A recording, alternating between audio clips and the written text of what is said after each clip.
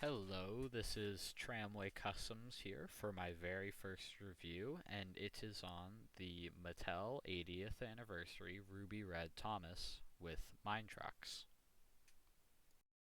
We will start here with the box. As you can see, I opened it as the first take was really bad. Overall, the box is very nice. I love everything about it. The red is a very nice color. I like the Mattel 80th logo. The Fisher Price and Thomas and Friends look really good as just white with red. I will say my main problem with it is the back. That is a problem with all of the other Thomas toys, but I will get to those when I find them and review them. Though, what I do think it should have on it is other things advertising what you can get for Mattel's 80th, and a description of why Thomas is in the Mattel 80th style.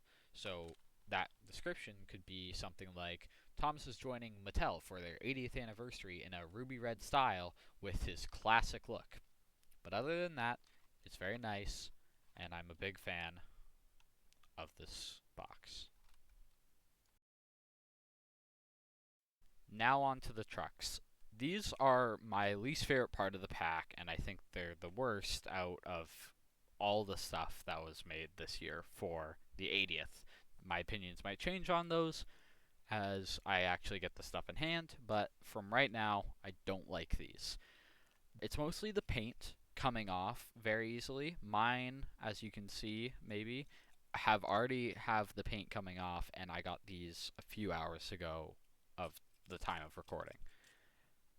So that isn't very good, and I've seen it a lot worse on others. Though you can contact Mattel Sport, I've heard, and get those replaced if they are broken. So you know.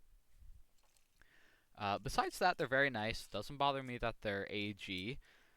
The loads are great, and the red wheels are, I don't know, pretty good, I think.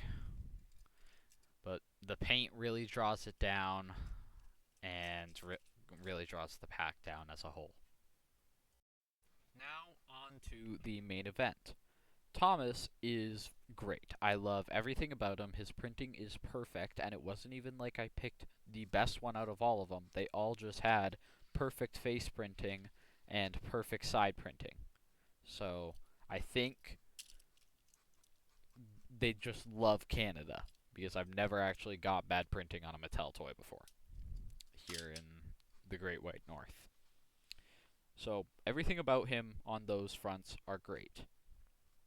But I do have some complaints. Those being the back doesn't have any paint detail, which it doesn't particularly bother me with the buffers, but I wish the lamp was painted and the lining was added. And another complaint is the sloped in sides. I don't think it's that bad, but the next complaint makes it way more obvious. That next complaint being the side rods. I think they're a good idea, and I'm glad that they're here, but when side rods don't move, they do look very odd, and I would say sometimes take away from an engine, unless if it's just sitting around. But the main problem with the side rods is it widens the base out so much, it kind of makes them look like a tent, like a triangle, which makes the sloped in sides way more evident. And I think that makes it look a whole lot worse than it actually is.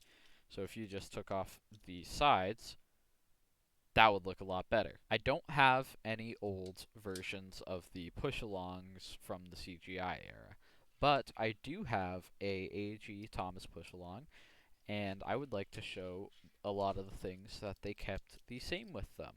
The chassis are pretty much the same, just the new Thomas has the front extended to support him just having a longer front.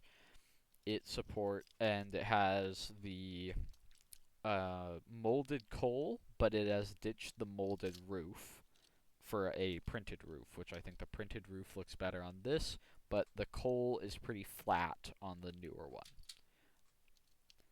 And it also took on the separately fitted whistle, along with the separately fitted smoke box and the separately fitted face, which all look very nice. This face is one of the best things about the pack. I think these faces that Mattel have made for all these engines are perfect, and even the Percy one, where it's kind of silly looking, I don't think is bad, and it's hopefully we'll just get other face variants of him in the future if this continues, which I don't think it will. But I will make a video on that soon, going over my thoughts on why I don't think this will continue. Here is my final consensus on this toy. As a whole, this is great. I'm going to have to give it a 8.5 out of 10. If this didn't have all the paint fading problems, then I would be giving it a 9.5 out of 10, because that's really the only thing I think draws back from it besides those 3 minor nitpicks I described. Besides that, it's a very good toy. I can't recommend it enough. I would get one to keep in the box. I would get one to put out, given that it does have the paint fading, unless if you really care about the version of him with having no rivets, then I would just maybe keep him in his packaging or put him on a shelf some way. But besides that, if you would like to get this, I found it in Walmarts in Canada. I live pretty far out. There's not much around me. So in my local Walmart, I did find it, and I would be surprised if you couldn't find it at the bigger Walmarts in all of Canada. So that's where you'll find it, and that's all I have to say for this video. So I will be signing off, and see you in the next video.